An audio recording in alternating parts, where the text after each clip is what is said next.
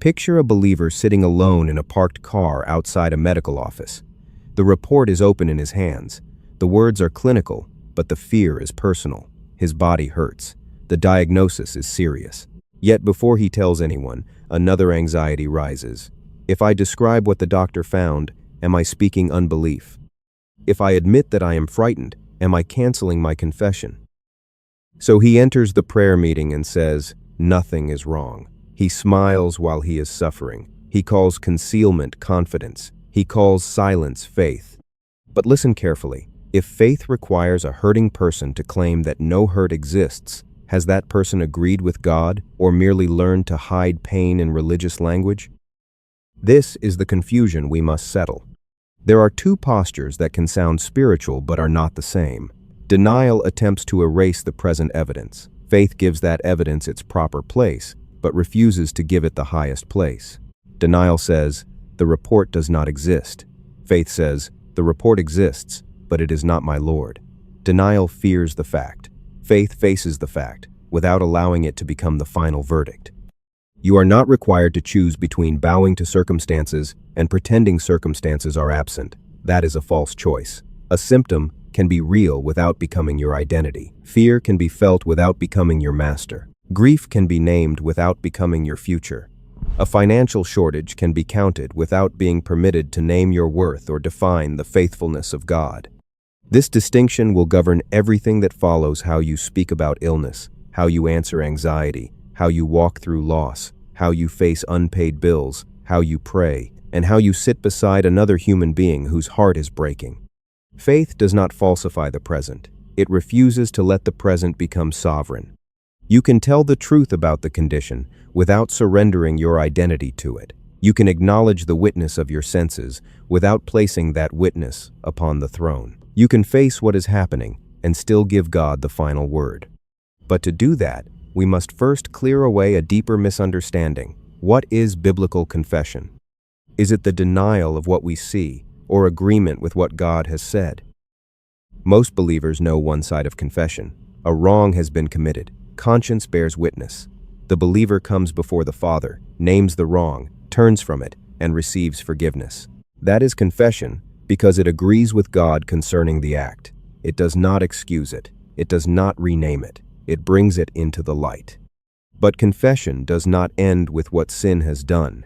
It must also agree with what Christ has done. If God declares that you are accepted in Christ, confession answers, "I am accepted." If the Word declares that there is no condemnation for those who are in Christ, confession refuses to keep wearing a sentence that redemption has removed. If Christ has made you righteous before the Father, humility does not argue for your unworthiness. Humility accepts God's judgment above its own feelings. Notice the order given in Romans 10:10. The heart believes and the mouth confesses. Truth is received inwardly before it is expressed outwardly. The mouth is not performing a trick. It is giving voice to a settled allegiance. Mechanical repetition may train the memory, but repeating words you do not understand is not the same as possessing their truth in the heart. This is where confusion enters. Some have treated confession as though words could pressure God, manufacture redemption, or transform every private desire into a covenant guarantee. But confession does not write the will. It reads the will and agrees with what is written. It does not make the blood effective. It answers what the blood has already established. It does not persuade the Father to receive you. It speaks from the acceptance already given in Christ. Now take the believer facing anxiety. He can say, "My chest is tight, my thoughts are racing, and I need help." That is an honest description. He can then say, "But fear does not own me. I belong to God, and I will seek wisdom and take the next faithful step." That is covenant agreement. The first sentence reports the struggle. The second denies the struggle, the right to define the man. You see the difference. Pretending says, "Nothing is happening." Despair says, "What is happening controls everything." Confession says, "This is happening, but God's witness concerning me remains final." Accurate confession can never require dishonesty, because the God with whom we agree is the God of truth. You may name the wound without taking its name as your identity. You may admit the pressure without surrendering to its government. You may describe the battle without declaring the enemy victorious. Confession, then, is neither guilt-centered religion nor verbal magic. It is truthful agreement with God's final witness. And that brings us to the next question. When circumstances and covenant appear to speak differently, what kind of evidence is each one giving, and which witness has the authority to interpret your life? There are two kinds of evidence competing to interpret your life. The first comes through sense knowledge. It sees the swelling, it feels the pain, it reads the laboratory result, it hears the trembling in your voice, and counts the money remaining in your account. Sense knowledge gathers what can be observed, measured, felt, and verified in the natural realm. We must not despise that faculty. Your senses help you recognize danger. A medical examination can reveal a condition requiring attention. A bank statement can expose a shortage requiring a plan. An emotion can alert you to a burden that must be faced. Responsible action often begins with accurate information. But sense knowledge has a frontier. It can tell you what has been observed. It cannot tell you who you are before God. It can describe what is happening in your body. It cannot determine the character of your Father. It can record the pressure of this hour. It cannot interpret the finished work of Christ. When sense knowledge crosses that boundary, a witness attempts to become a judge. Revelation knowledge begins with another source. It receives from the Word what the natural senses could never discover by themselves, that redemption has been accomplished, that the believer is accepted in Christ, that righteousness is not earned by emotional strength, and that peace and covenant access do not disappear when circumstances become hostile. Now, picture a courtroom. The symptom is permitted to testify.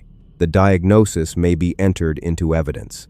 The unpaid bill may be placed before the court. Faith does not tear up the documents or intimidate the witnesses. Faith simply refuses to let a witness climb onto the bench, seize the gavel, and pronounce the final judgment. A diagnosis may say, "This condition has been found." It has no authority to say, "This condition now owns you." A bank balance may say, "There is not enough money here for this obligation." It cannot say, "You are abandoned, worthless, and without a future." Anxiety may say, "Your body is in alarm." It cannot decide that fear is your identity, or that God has withdrawn his presence. Do you see the distinction? A fact is bounded. A verdict reaches beyond the fact and assigns identity, meaning, ownership, and destiny. Faith does not dispute the test merely because the result is painful. It disputes the throne that despair attempts to build from the result. It listens to the physician, makes the appointment, seeks wisdom, and follows responsible care. Yet it refuses to make the medical document its covenant, its master, or its prophecy. Acknowledging evidence is not surrendering to evidence. Surrender occurs when the visible condition is granted authority to define who you are, what God is like, and whether obedience still matters. Let the senses perform their proper work. Let them report accurately, but never permit them to rule. The senses may testify, but they do not reign. And once that order is established, another confusion can be answered. When a believer cries, grieves, admits fear, or asks the Father for help, is that unbelief, or can an honest lament still be the language of faith? The Psalms settle this question with remarkable honesty. They contain cries from the depths, questions born in darkness, descriptions of enemies, tears, loneliness, and fear. The writers do not pretend the night is day, yet they do not hand the night a permanent title deed to the soul. There is a difference between reporting fear and pledging allegiance to fear. To say, "I feel afraid," identifies an experience. To say, "Fear will govern me, determine my choices, and write my future," grants that experience authority. One is testimony concerning the present moment. The other is a verdict concerning the whole life. Now consider two people asking God for help. One approaches as an abandoned stranger, trying to attract the attention of a reluctant ruler. The other comes as a beloved child who knows the Father's door is open. Both may weep. Both may use the word help, but their inward posture is entirely different. Asking is not automatically unbelief. Relationship includes request. It includes dependence, listening, thanksgiving, and trust. Jesus taught his followers to ask. The problem is not the request, it is the hidden belief that God must be persuaded to care. Denial says, there is no pain. Surrender says, this pain will always rule me. Faith says, the pain is real, God is present, and pain will not decide my next act. That is the movement of true lament. First, it describes the burden. Then, it remembers the character and works of God. Remembrance restores perspective. Perspective awakens trust, and trust produces the next faithful step. The lament may begin in distress, but it does not build a house there.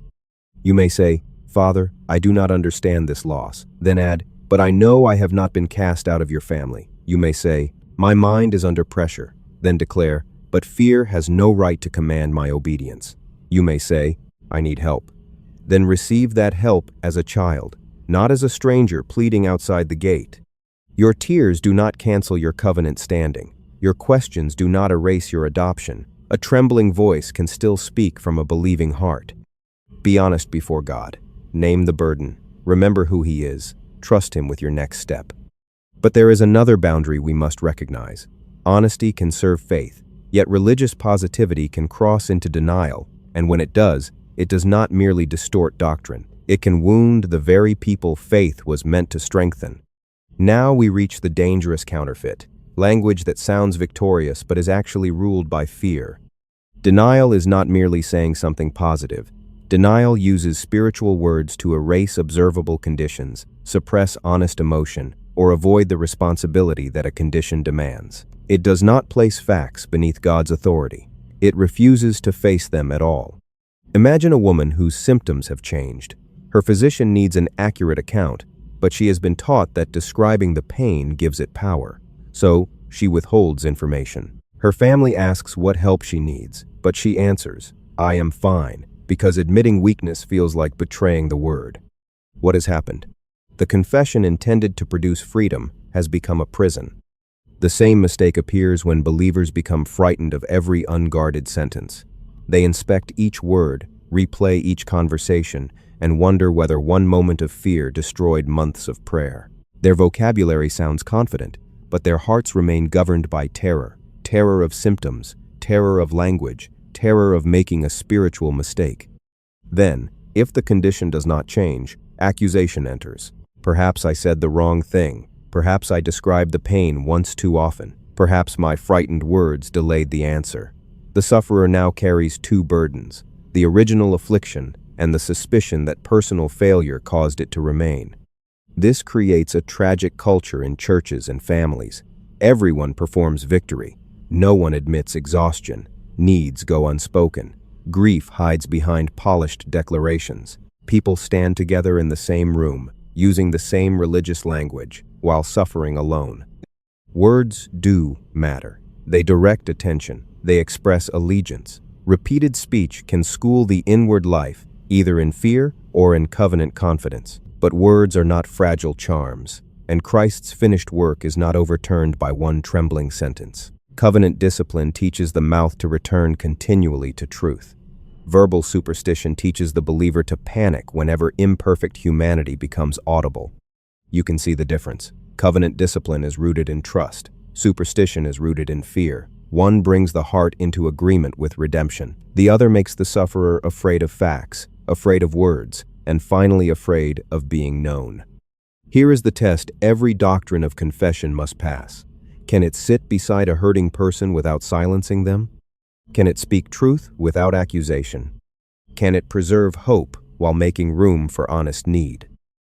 If it cannot, it has misunderstood the heart of Christ. So let us bring this distinction into the place where the stakes are clearest. The body under affliction, the medical report on the table, and the believer deciding what truthful faith should say next. Take two believers sitting in the same hospital corridor. Both have received the same diagnosis. Both feel the same pain. Both desire healing. Yet they have been taught two very different ways to speak. The first believer thinks faith must deny every symptom. When the nurse asks where the pain is located, he says, "There is no pain." When the physician asks whether it has intensified, he minimizes what has happened. When his family offers assistance, he refuses because receiving help feels like admitting defeat. He believes that accurate disclosure would betray his confession. But notice the confusion. The physician is asking for information. not allegiance. Describing a symptom does not enthrone it. Reporting a change does not grant sickness ownership. The location, severity, and duration of pain are facts needed for responsible care. To conceal them is not spiritual authority. It may prevent others from serving wisely. Now consider the second believer. She reads the report carefully. She asks questions. She tells the physician exactly what her body is experiencing. She does not exaggerate, and she does not conceal. Then she draws a boundary around that evidence. She says, "This report describes what has been found in my body. It does not define my worth, revoke my belonging to Christ, or prove that God has abandoned me. I will receive appropriate care, and I will continue to place my confidence in the redemptive work of Christ." That is not double-mindedness. That is truth kept in order. Denial says, no symptom exists. Covenant faith says, the symptom is not the highest witness. Denial must falsify the evidence to feel secure. Covenant faith can face the evidence because its security rests somewhere deeper. This changes the meaning of practical care. Going to an appointment is not bowing to sickness. Reporting symptoms accurately is not confessing defeat. Resting is not surrender. Taking prescribed treatment, seeking another qualified opinion, and allowing others to help are acts of stewardship. You are caring for a body that belongs to God. You are not signing ownership of that body over to disease. And if visible change does not come according to your preferred timetable, do not turn accusation upon yourself. Your righteousness is not measured by how convincingly you speak while hurting. The love of God is not measured by the speed of a result. Your covenant standing does not rise and fall with your emotional strength. So, what should you say? My examination found this condition, and these are the symptoms I am experiencing. I will give those responsible for my care truthful information. Yet this illness does not own me, name me, or separate me from God. I remain accepted in Christ. I will seek wisdom, receive appropriate help, care for my body, and hold fast to hope. There is no contradiction there. The fact is acknowledged. Covenant identity is declared. Responsible action follows. That is faith with open eyes.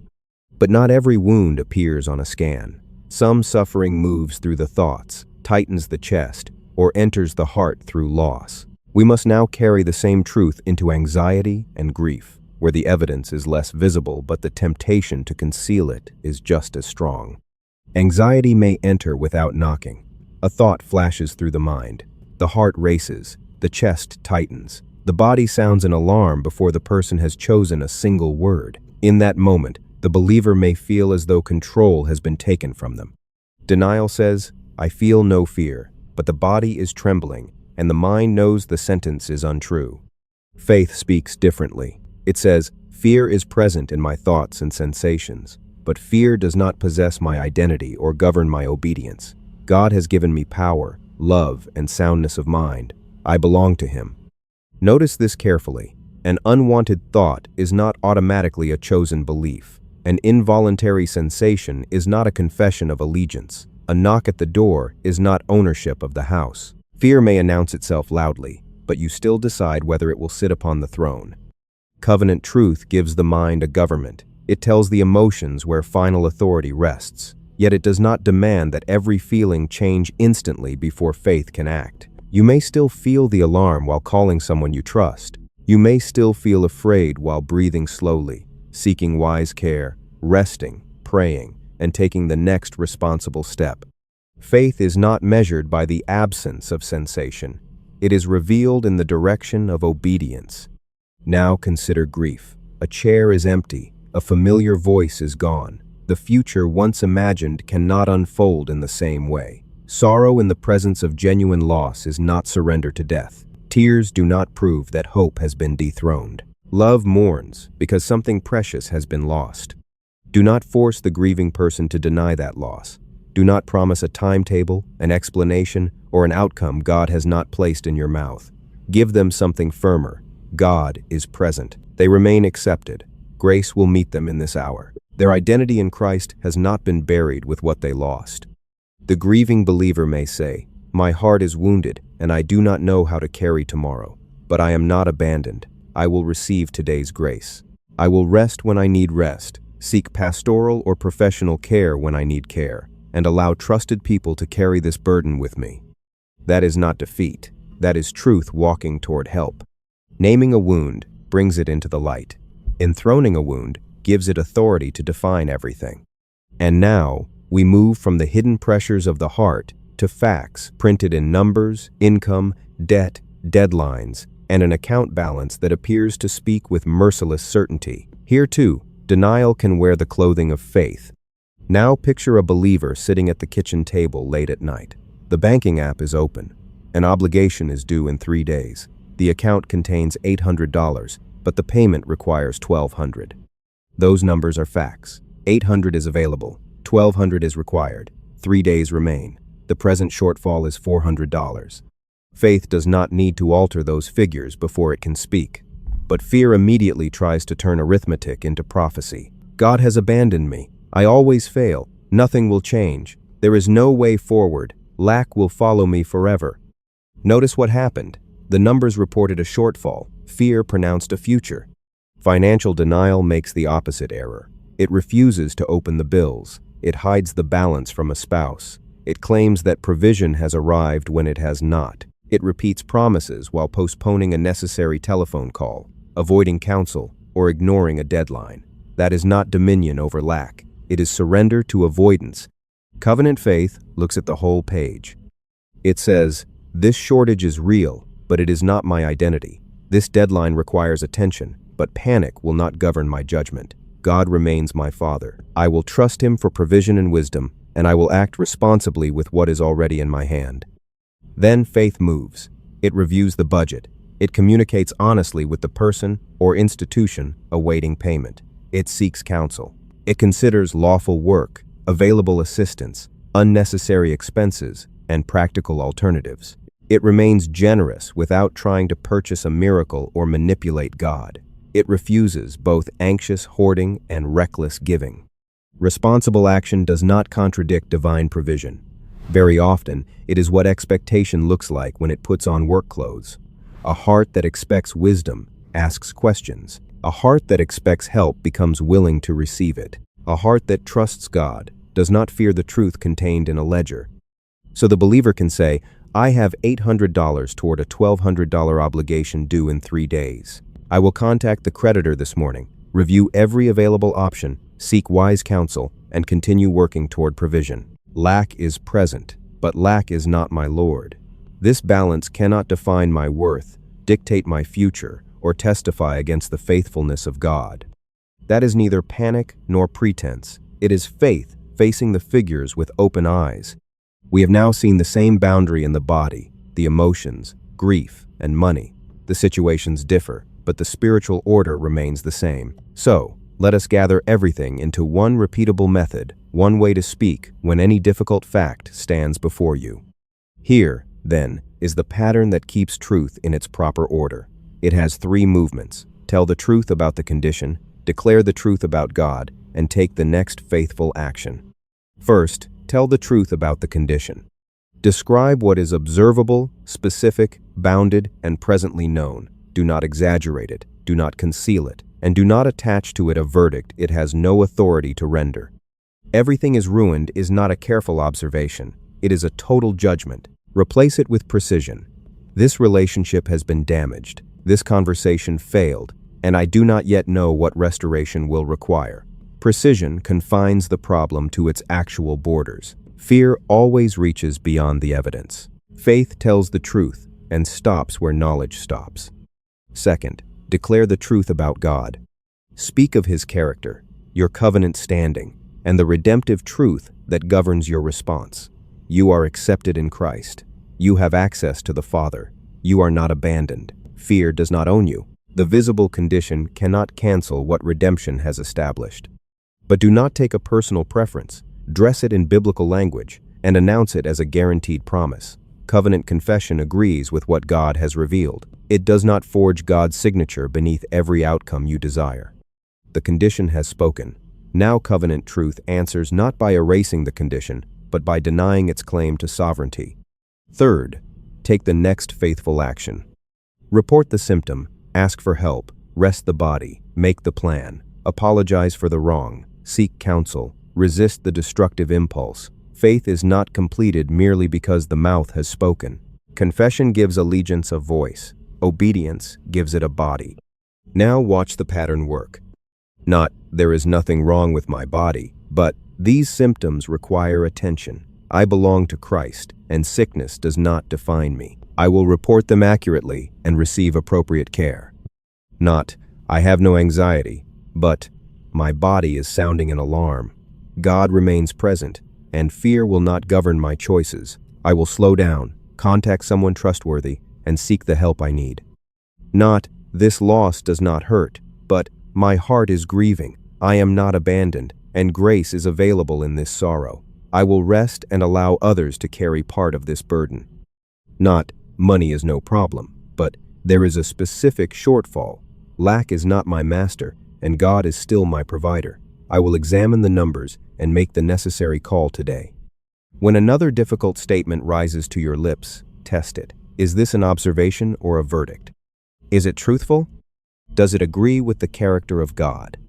Does it conceal information someone needs? Does it lead me toward faithful action or give me permission to avoid it?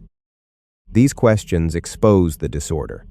Facts without covenant become despair. Covenant language without facts becomes denial. Facts and covenant language without obedient action become performance. Keep all three together. Name it accurately. Answer it covenantally. Meet it obediently. That is confession with integrity. That is faith with open eyes and moving feet. And once you learn to govern your own words in this way, another responsibility appears. How should you speak when the suffering belongs to someone else, and their life is not yours to command? What does covenant faith sound like when the pain belongs to another person? Picture yourself beside a hospital bed. The person before you is frightened, exhausted, and uncertain. You know the promises of God. You want to strengthen faith, but before you speak, remember this. Their suffering is not a platform for you to demonstrate certainty. The first ministry is listening. Let them describe the pain. Let them tell you what the physician said. Let them admit fear, anger, confusion, or weariness without correcting every sentence. A sigh is not a covenant with defeat. A question is not a rejection of God. A frightened word spoken under pressure is not necessarily the cause of continued suffering. Word policing does not strengthen faith, it teaches people to hide. Encouragement should lend strength to the weak, not demand that the weak perform strength for the comfort of the strong. Do not say, "You would be better if you spoke more positively." Do not make the timing of visible change depend upon their vocabulary, emotional intensity, or ability to remain unwavering every hour. That places the accuser beside the sickbed and calls him a teacher. And do not promise what you have not been authorized to guarantee. Do not announce a date, an outcome, or an explanation merely because silence feels uncomfortable. Covenant hope is strong enough to speak without pretending to know what has not been revealed. What then should you say? This is hard, and I am here. You are not abandoned. Would you like me to pray with you? What do you need today? May I remind you of what remains true about your place in Christ? Notice the order. Acknowledge the burden. Affirm God's presence. Ask permission. Offer hope gently. Then give that hope hands and feet. Sit with them. Bring the meal. Drive them to the appointment. Help them understand the instructions. Make the necessary telephone call. Advocate when they are too weary to speak. Pray when words are welcome. And remain quietly present when silence is the kinder gift. Confession becomes communal here. One believer remembers covenant truth while another is exhausted. One supplies courage without demanding a performance. One speaks hope while also carrying the practical burden. This does not weaken conviction. It reveals its proper nature. Christ did not use truth to retreat from suffering people. His truth moved toward them with mercy. So keep the compassion test before you. If your doctrine cannot sit gently beside pain, listen without accusation, and serve without control, it has failed to reveal the character of Christ. Now we are ready to gather the whole matter into one final stand, an identity, a declaration, and a way of living that neither bows to appearances nor hides from the truth. We have reached the boundary. Denial hides the fact. Surrender crowns the fact. Faith names the fact and denies it the throne.